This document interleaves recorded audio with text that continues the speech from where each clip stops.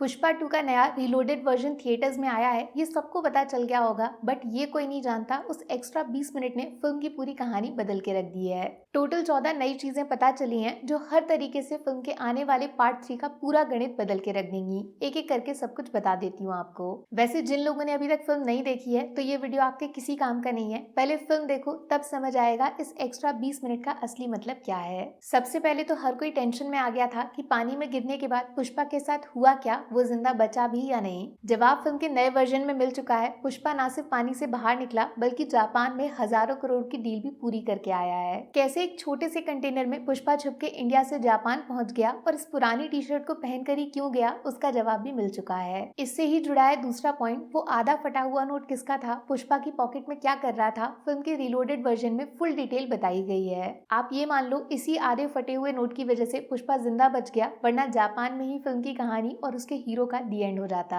तीसरा point Japan का ही तो है। ये बुढ़ा सा आदमी जो फिल्म के ट्रेलर में दिखा था बट फिल्म से गायब हो गया, वो कोई और नहीं, आधे फटे हुए नोट के दूसरे हिस्से का मालिक था। नए वर्जन में पुष्पा के साथ उसकी फुल डील दिखाई गई है। कैसे पुष्पा का जापान कनेक्शन जोड़ा गया जिससे ये लाल चंदन का गिटार बना था, सब पता चल गया। इसी डील से जो पैसे आए उससे ही निकला फोर्थ पॉइंट, माने अपने मिनिस्टर साहब को सीएम की कुर्सी पे बिठाने का पूरा प्रोसेस फुल डिटेल में बताया है। और पांचवा पॉइंट तो सबसे बड़ा सरप्राइज हो गया, क्योंकि जक्का रेड्डी, वो इंसान जिसने पुष्पा को सिंडिकेट में शामिल किया, वो पुष्पा 2 में ही मारा जा चुका है। याद है आपको वो एमएच नंबर की कार जिसके बारे में हर कोई पता लगा रहा था, उसके अंदर जक्का रेड्डी बैठा था। और छठा पॉइंट तो सपने में भी नहीं सोचा होगा, वो बड़ा वाला मेन ड्रग डीलर, उसका गेम भी खत्म कर दिया गया। एमएच वाली गाड़ी में दूसरा बंदा यही था। कमाल की बात जानते हो, जापान में पुष्पा का जो माल गया वो किस डीलर के पास पहुंचने वाला था, उसका जवाब सिर्फ ये बंदा जानता था। और ये डील कभी पूरी ना हो पाए, इसीलिए शेखावत ने इसको मार के जापान का पूरा कनेक्शन ही तोड़ दिया। इसीलिए पुष्पा को खुद कंटेनर में बैठ के जाना पड़ा।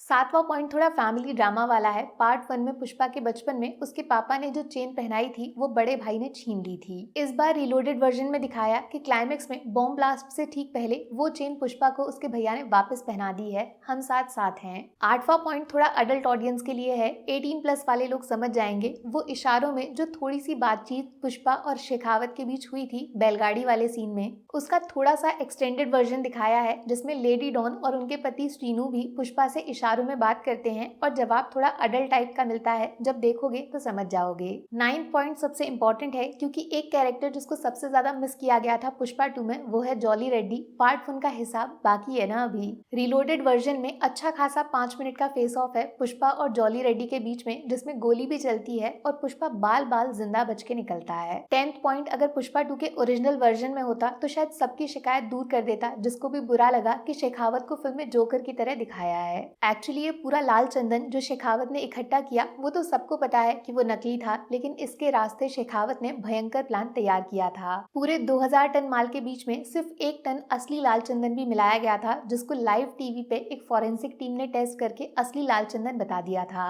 और ये 11वें पॉइंट की तरफ बढ़ता है कि शेखावत का ओरिजिनल प्लान था उस लाल चंदन की नीलामी करवाना और पुष्पा को सबके सामने झूठा साबित कर देना। जब पूरा लाल चंदन लाइव टीवी पे टेलीकास्ट हुआ तो खुद प्रताप रेड्डी ने मंत्री जी को फोन करके वार्निंग दी थी कि अगर ये सच निकला तो वो कभी सीएम नहीं बन पाएंगे। इसी की वजह से पॉइंट नंबर 12 बहुत इंपॉर्टेंट बन जाता है, वो सीन जहां पुष्पा को पूरे सिंडिकेट के साथ एक इमरजेंसी मीटिंग करनी पड़ गई थी। शेखावत के प्लान की वजह से पूरे सिंडिकेट को लगा कि माल पकड़ा गया है और पुष्पा उनसे झूठ बोल रहा है। तब मीटिंग में पुष्पा ने एक बड़ी मस्त सी शर्त रख दी, अगर शेखावत के पास जो माल है वो असली है तो बाकी सिंडिकेट को उनका पैसा खुद पुष्पा देगा, लेकिन अगर पुष्पा के पास असली माल है तो उसको बेच के जो पैसा आएगा उसमें से एक फूटी कौड़ी भी किसी को नहीं मिलेगी। बस यही तो पॉइंट नंबर 13 है। पुष्पा के जापान जाने का रीजन सिर्फ लाल चंदन की डील करना नहीं था, वो जापान के सबसे पावरफुल आदमी के साथ हवाला का काम कर रहा था। इसीलिए वो जो आधा फटा हुआ नोट फिल्म की शुरुआत में पॉकेट से गिरता है वो कुछ और नहीं, हवाला के पैसे वापस लेने का सीक्रेट तरीका होता है, जो पुष्पा को उसी जापानीज डीलर ने समझाया था।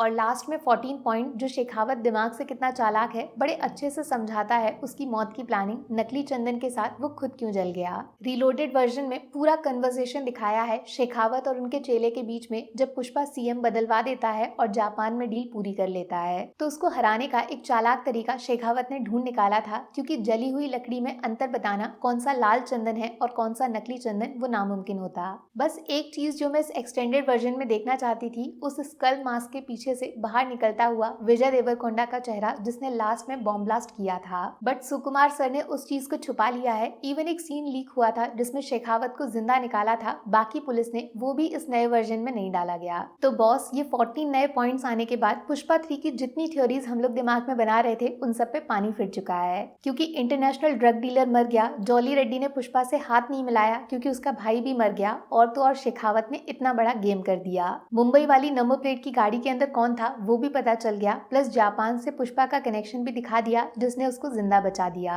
अब पार्ट 3 के लिए टोटल नई कहानी आएगी जिसका कनेक्शन वो वेयर इज पुष्पा वाले वीडियो के साथ तगड़े तरीके से जुड़ा है। मैं बता रही हूँ, वो शेखावत ने जो असली नकली का गेम किया है और प्रताप रेड्डी की आधी फैमिली को खत्म किया है, वो बहुत भारी पड़ेगा। अब तो जेल में जाना पड़ेगा, जेल का पानी पीना पड़ेगा, पुष्पा को जेल से भागना पड़ेगा और जंगल में शेर से लड़ना पड़ेगा। बाकी आगे आप दिमाग लगाओ, थिएटर में पुष्पा दोबारा देख कर आओ। Take care, bye bye.